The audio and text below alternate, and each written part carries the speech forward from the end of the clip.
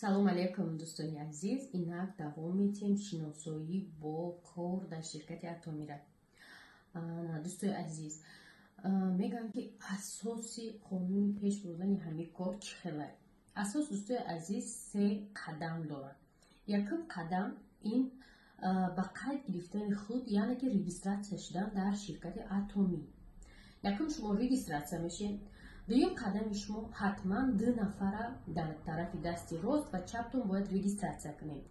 Ва сеюм қадами шумо, яъне сеюм шарт хеле ки мегӯям, и дар 6 моҳ як бор харид кардан.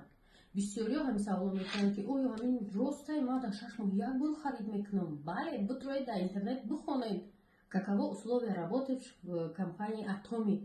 Шумо да нишон медиҳад, даже метавонед Google карди перевод кунед ки анами 3 қадама шумо бояд бигзаред. Ва баъдан шумо бо кор шиносоӣ